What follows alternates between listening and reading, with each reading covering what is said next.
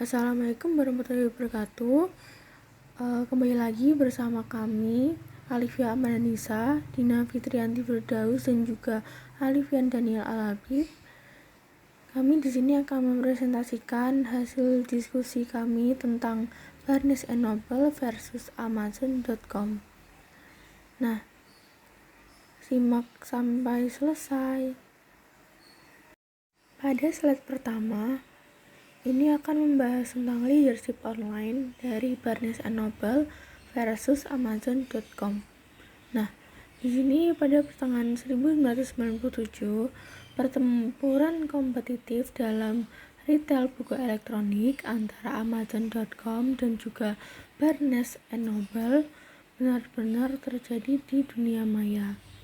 Amazon ini telah memainkan peran luar biasa dalam mendorong dan mendominasi retail online dalam kategori yang ditargetkan, yaitu buku. Namun, selama paruh pertama tahun 97 ini, Barnes & Noble juga pengecer buku tradisional terkemuka, lalu berkomitmen untuk menggunakan sumber dayanya untuk menyerang kepemimpinan Amazon secara online. Nah, pertempuran ini antara keduanya sedang ditonton dengan penuh minat oleh pelanggan. Dua bagian pertama dari kasus ini mengulas organisasi penjualan buku tradisional di Amerika Serikat dan model bisnis Barnes & Noble untuk bersaing masing-masing di dalamnya. Lalu juga dunia bagian berikutnya menjelaskan model bisnis Amazon untuk retail buku online dan serangan online Barnes & Noble.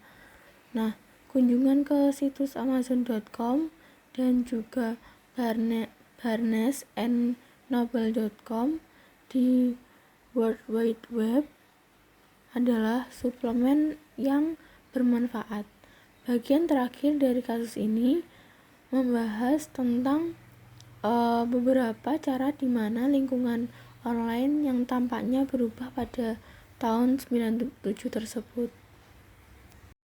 Poin berikutnya yaitu tentang penjualan buku tradisional.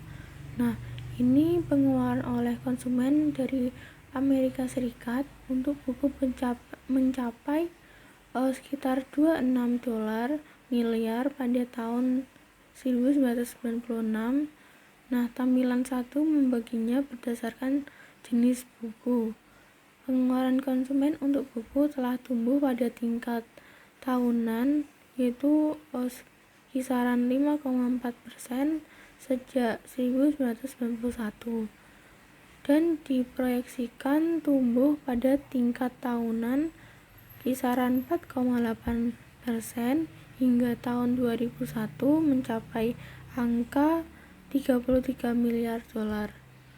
Nah, tingkat pertumbuhan yang sederhana mencerminkan antara lain efek dari beragam pengganti buku, yaitu misalkan TV kabel, VCR, video game, dan sebagainya. Nah, rata-rata sekitar 10 buku terjual per warga Amerika Serikat pada tahun 1996. Intensitas pembelian tertinggi ditunjukkan oleh orang dewasa antara usia 35 hingga 75 dengan pendapatan rumah tangga sebesar $45.000 atau lebih. Poin selanjutnya yaitu penerbit. Nah, ini perkirakan jumlah penerbit dari Amerika Serikat berkisar hingga 40.000. Tetapi penerbitan jauh lebih terkonsentrasi daripada yang diperkirakan oleh angka-angka tersebut, yaitu 20 penerbit menyumbang sekitar 88% dari semua penjualan di Amerika Utara. Penerbit tunggal terbesar di Amerika yaitu Simon dan Schuster, anak-anak perusahaan Viacom, menguasai 11% dari total pasar. Nah, konsentrasi tampaknya telah meningkat baru-baru ini sebagai akibat dari akuisisi sejumlah penerbit besar oleh konglomerat media sebuah tren yang juga meningkatkan kepemilikan penerbit lintas batas. Pedagang grosir. Pedagang grosir biasanya menawarkan diskon berbasis volume kepada pengecer yang berkisar antara 44% hingga 52% dari harga daftar yang disarankan. Tidak seperti penerbit, mereka juga menyediakan pengiriman gratis dan dalam banyak kasus jauh lebih cepat. Ingram baru-baru ini melembagakan program Vendor of Record di mana penjual buku didorong untuk setuju membeli semua judul penerbit melalui Ingram untuk mengurangi biaya. Misalkan Baker dan Taylor mengikutinya. Selanjutnya adalah pengecer. Sejak tahun 1970-an, retail buku secara tradisional didominasi oleh toko buku lokal independen. Tetapi, toko rantai besar telah secara substansial meningkatkan pangsa pasar mereka. Nah, rantai sebagian besar tumbuh melalui 1980-an dengan menambahkan toko buku berbasis mall, tetapi mengalihkan fokus mereka pada 1990-an untuk menambahkan superstore, toko besar dengan lebih banyak judul dan ruang. Pada awal 1982, B. Dalton dan Walden Books masing-masing mengoperasikan 575 toko dan 750 toko. Mereka terus berkembang selama beberapa tahun berikutnya, tetapi keduanya akhirnya berganti pemilik, yaitu B. Dalton dibeli pada tahun 1986 oleh Barnes & Noble yang sebelumnya merupakan pengecer buku terbesar ketiga di Amerika Serikat. Kemudian antara tahun 1991 dan 1996, jumlah superstore yang dioperasikan di Amerika Serikat oleh 4 rantai terbesar Barnes & Noble, Borders, Crown, dan Books A Million meningkat dari 97 menjadi 788 dan penjualan superstore mereka tumbuh dari $280 juta menjadi $3,3 miliar atau dari 16% total pendapatan jaringan menjadi 66%. Model bisnis tradisional Barnes & Noble. Barnes & Noble adalah jaringan toko buku terbesar di dunia dengan penjualan $2,45 miliar pada tahun 1996. Barnes & Noble hanya menjual buku di Amerika Serikat dan memiliki setidaknya satu toko di setiap kota besar di Amerika Serikat. Leonardo Riggio telah membeli jaringan baru Barnes & Noble seharga $1,2 juta pada tahun 1971. Ia membuka superstore pertamanya pada tahun 1975 dengan menggabungkan Barnes & Noble Main Store dan Sale Annex di New York City menjadi sebuah toko dengan total penjualan hampir 100.000 kaki persegi ruang angkasa. Toko serupa dibuka di tengah kota Manhattan dan pusat kota Boston. Setelah kesuksesan toko ini, tetapi perusahaan terus memperoleh sebagian besar penjualannya dari rantai toko diskon berukuran lebih sederhana di timur laut. Pada tahun 1985, Barnes & Noble mengakuisisi jaringan B. Dalton berbasis mall yang jauh lebih besar seharga $300 juta. Barnes & Noble juga telah mengembangkan sejumlah bisnis lain yang berhubungan dengan buku. Ini menerbitkan sekitar 1.900 judul di bawah jejak Barnes & Noble. Banyak dari mereka mencetak ulang judul-judul lama, misalnya Yale Shakespeare dan Kamus Webster, yang dapat ditawarkan dengan diskon yang signifikan. Buku-buku ini dijual melalui berbagai saluran dan menyumbang 3% dari total pendapatan pada tahun 1996.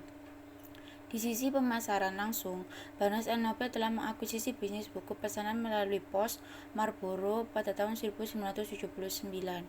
menjalankan klub keanggotaan bernama Booksaver yang membuat judul-judul terpilih tersedia dengan diskon besar dan merupakan pemasok buku terbesar melalui katalog di Amerika Serikat.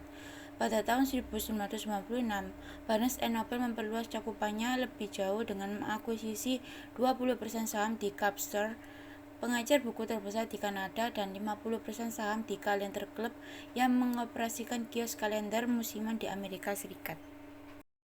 Pengadaan dan logistik. Barnes & Noble memusatkan pengadaan buku untuk operasi toko super dan toko mall-nya. Pendekatan ini sebenarnya merupakan elemen strategi yang relatif lama, bukan yang baru.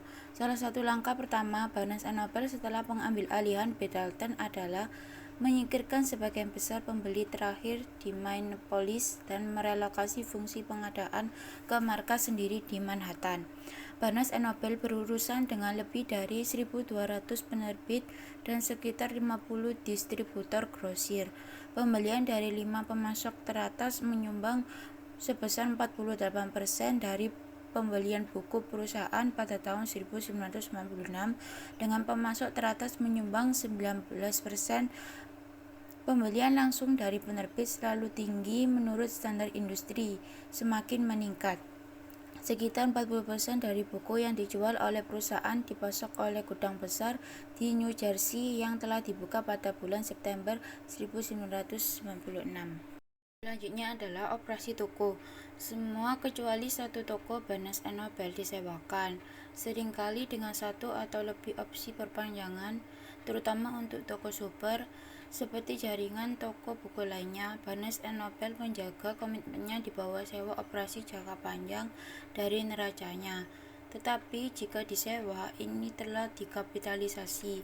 Rata-rata modal yang diinvestasikan Barnes & Noble pada tahun 1996 akan menjadi 2,97 miliar US dollar daripada 60,94 juta US dollar yang dilaporkan. Pada tahun 1997, superstore rata-rata dalam sistem Barnes & Noble rata-rata 22.000 kaki persegi, dan superstore baru rata-rata menjadi 27.000 kaki persegi. Superstore baru sebesar ini diperkirakan menelan biaya sekitar 2 juta US dollar dan membutuhkan penjualan harian rata-rata sebesar 11.000 US dollar atau setara dengan sekitar 400 buku hardcover untuk mencapai titik impas. Selain toko supernya, Barnes & Noble mengoperasikan beberapa jaringan lain di bawah merek dagang Bedalton Bookseller, Doubleday Bookshops, dan Scribner Bookstore. Toko-toko ini sering terletak di mall, berukuran lebih kecil daripada toko super dan memiliki pilihan yang kecil, harga yang lebih tinggi, dan penurunan harga yang lebih sedikit. Dan selanjutnya adalah pemasaran. Pemasaran serta operasi toko bervariasi secara substansial di seluruh toko berbasis mall dan superstore. Rantai Bedalton yang mengandalkan kenyamanan untuk menarik lalu lintas memberikan diskon secara selektif dari pasar ke pasar, tetapi umumnya memberi harga buku terlaris hardcover sebesar 15% hingga 25% dari harga daftar yang disarankan penerbit. Kartu Booksaver menawarkan diskon tambahan 10% untuk semua barang dagangan secara substansial kepada mereka yang bersedia membayar biaya keanggotaan tahunan. Jaringan toko super Barnes & Noble dan Borders sebenarnya memiliki harga yang setara satu sama lain dan berusaha membedakan diri mereka sendiri di sepanjang dimensi lain, terutama pemilihan dan layanan serta lokasi, karena tumpang tindih geografis di antara mereka telah tumbuh. Demikian juga gesekan tentang mana yang lebih sastra, melakukan pekerjaan yang lebih baik dalam menyesuaikan toko dengan kondisi lokal, memiliki tenaga penjualan yang lebih berpengetahuan, dan menawarkan lebih banyak layanan di dalam toko dengan tambahan panas yang dihasilkan oleh fakta bahwa banyak toko buku independen berpikir bahwa karakteristik ini adalah kelebihan mereka. Ada juga banyak perbedaan yang tidak terlalu mencolok antara Barnes & Noble dan Borders. Misalnya, dalam hal dekorasi, Barnes & Noble lebih menyukai hijau dan emas. Kopi disajikan Barnes dan Nobel telah mendaftar Starbucks pada tahun 1994 dan kemampuan untuk menarik penulis ke toko untuk penandatanganan buku, pembicaraan, dan acara lainnya. Barnes dan Nobel berpikir bahwa skalanya yang lebih besar memberinya lebih banyak pengaruh dengan penulis. Apa yang umumnya disepakati adalah bahwa masing-masing dari kedua rantai tersebut telah mengembangkan basis pelanggan yang besar yang jika dianggap sama akan mengunjungi toko supernya daripada toko pesaingnya. Yang selanjutnya adalah model bisnis online Amazon.com. Perusahaan baru Bezos bernama Amazon.com setelah sungai atau sungai terbesar di bumi atau toko buku terbesar di bumi, mengirimkan buku pertamanya pada Juli 1995. Penjualan mencapai 0,5 juta US dollar di sisa tahun 1995 sebelum melonjak menjadi 16 juta US dollar pada tahun 1996 dan mencapai tingkat berjalan tahunan sebesar 82 juta US dollar pada paruh pertama tahun 1997. Akumulasi defisit perusahaan selama beberapa bulan pertama tahun 1997 sebagian besar dibiayai oleh 8 juta US dollar modal Ventura dari Kleiner Perkins Caufield and Bayer, penempatan tunggal terbesar perusahaan itu, dan lebih banyak lagi daripada investasi awalnya di Netscape. IPO Amazon yang sukses pada Mei 1997 melonggarkan kendala kas langsung. Sisa dari bagian ini menjelaskan model bisnis atau jual semua, bawa sedikit, yang menurut para investor dan beberapa pembeli buku sangat menarik. Yang selanjutnya adalah pengadaan dan logistik. Sementara Amazon.com telah menawarkan lebih dari 1 juta judul kepada pelanggan sejak awal, masih hanya 2.000 diantaranya di gudangnya sendiri di Seattle. Itu memproses pesanan untuk lebih dari 1 juta judul yang terdaftar tetapi tidak dibawa dengan mendapatkannya dari penerbit atau grosir. Paket buku ini dikirim dari penerbit atau gudang grosir ke Amazon, di mana mereka biasanya harus dipecah dan dikemas ulang sebelum dikirim ke pelanggan. Manfaat paling nyata dari sistem pengadaan tepat waktu ini adalah melipat gandakan perputaran persediaan dan mengurangi kebutuhan modal kerja. Amazon mengubah inventarisnya lebih dari 70 kali pada tahun 1996, meskipun angka ini telah menurun pada kuartal kedua tahun 1997 menjadi 56 kali.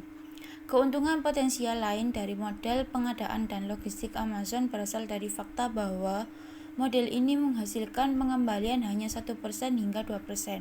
Memanfaatkan perbedaan ini mungkin akan mengharuskan Amazon untuk bekerja lebih erat dengan penerbit yang memiliki saham terbesar dalam mengurangi pengembalian. Yang selanjutnya adalah operasi toko. Model bisnis Amazon.com berkisar pada etalase virtual, tetapi operasinya memiliki elemen fisik dan informasi. Keduanya terpusat di Seattle, Washington.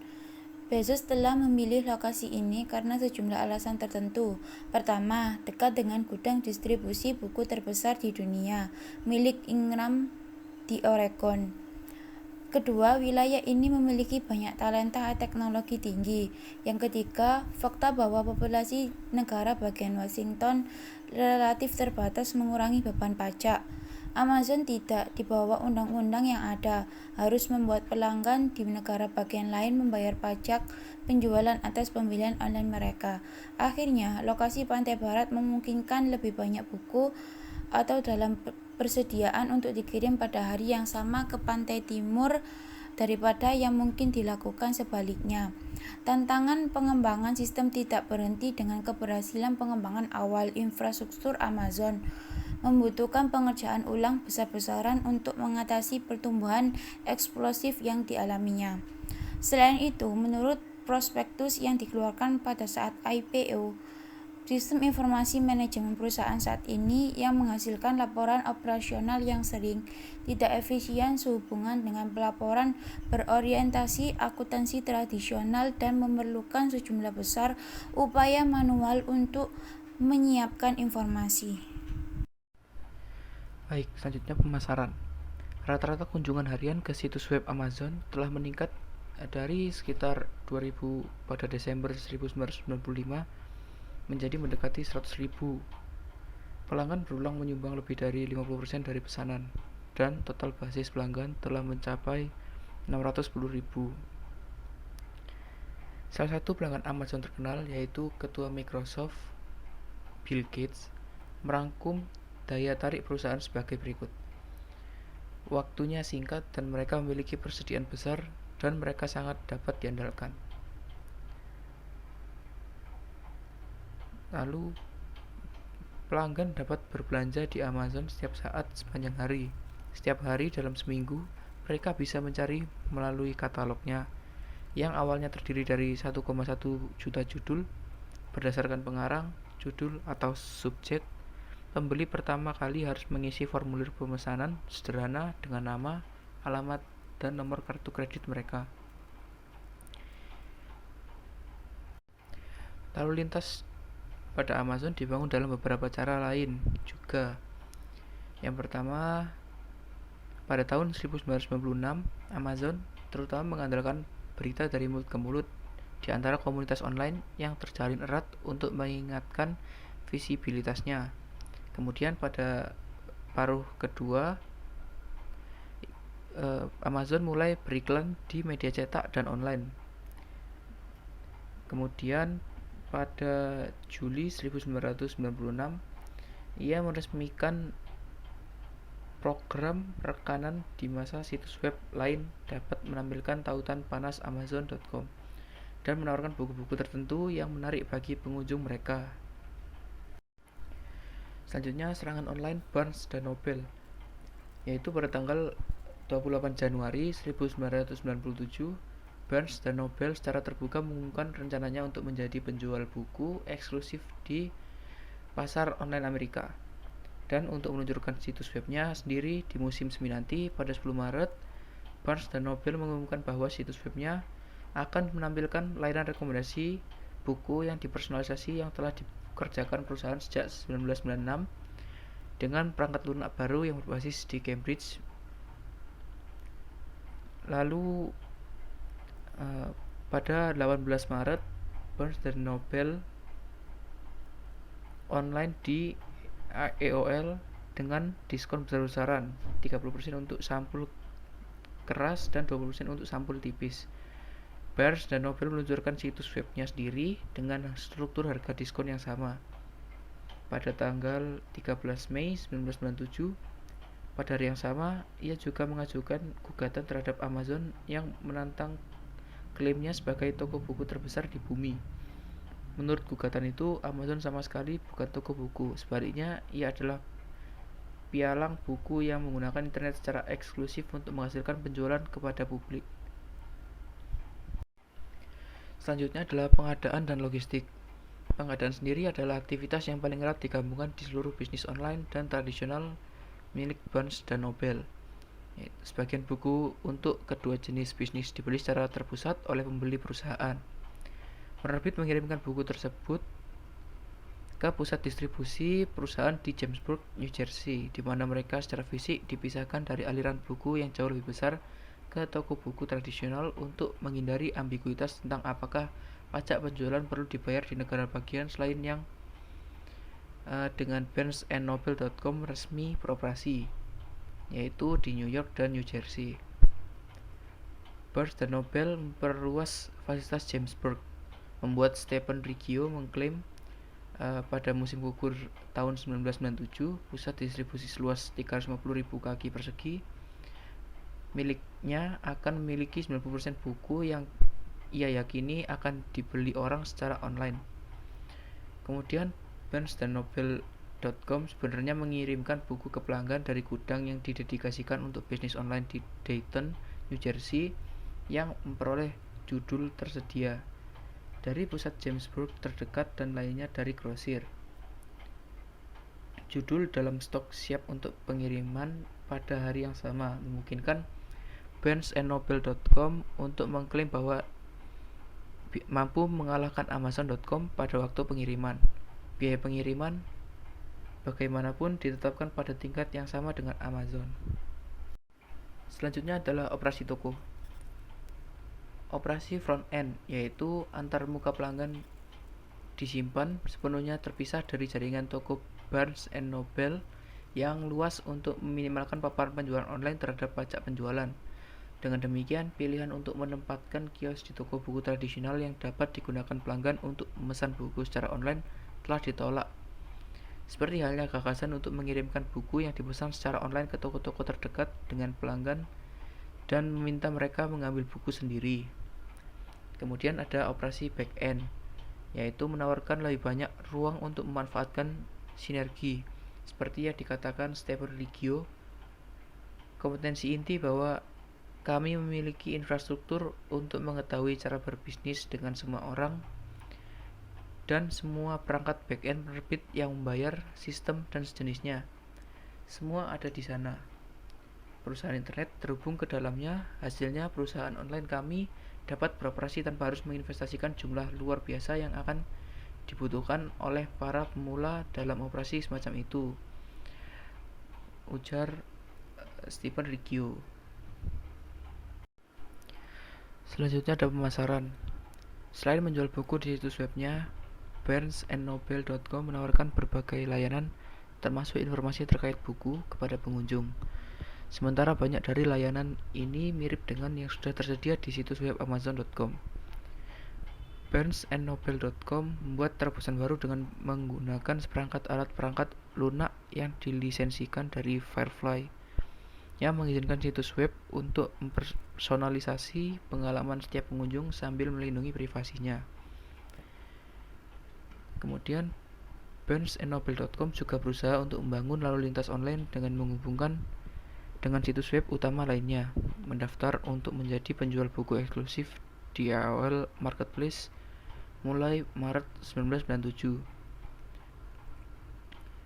AOL sendiri adalah layanan online internet paling populer di dunia dengan 8 juta anggota, yang menyediakan layanan seperti perangkat lunak dan dukungan komputasi, kelas online, majalah dan surat kabar interaktif, email, dan konferensi serta akses mudah ke internet. Kemudian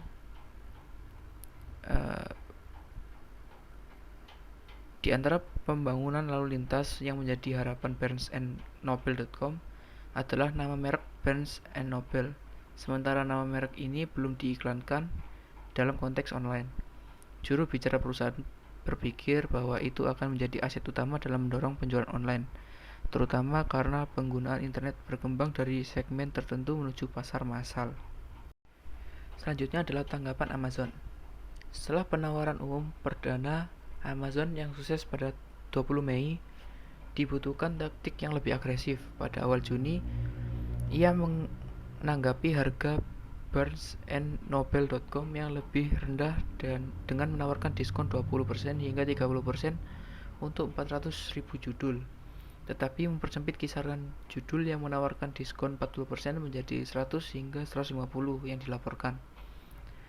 Amazon sendiri meningkatkan komisi yang dibayarkan kepada asosiat pada penjualan pertama kali dari 8% menjadi 15%. Itu juga mulai menegosiasikan kesepakatan dengan tuan tanah web dan dilaporkan telah mencapai kesepakatan dengan dua mesin pencarian termuka, yaitu Yahoo dan Excite.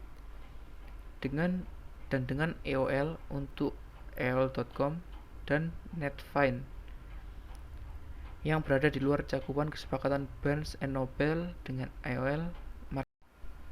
Selanjutnya adalah masa depan retail buku online. Hampir semua orang setuju bahwa pertumbuhan internet akan terus meledak.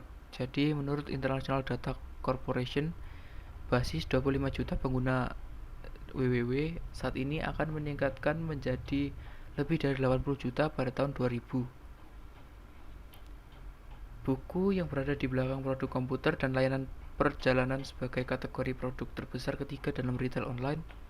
Buku dipinjamkan ke retail online karena banyak jumlah SKU, standarisasi produk, dan pentingnya interaksi fisik yang terbatas.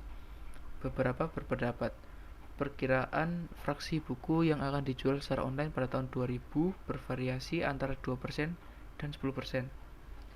Ada juga ketidaksepakatan yang cukup besar tentang ketangguhan persaingan harga yang akan terjadi dalam buku serta kategori retail online lainnya.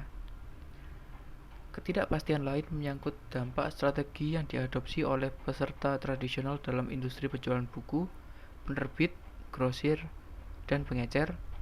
Beberapa penerbit terkemuka telah mendirikan operasi retail elektronik mereka sendiri.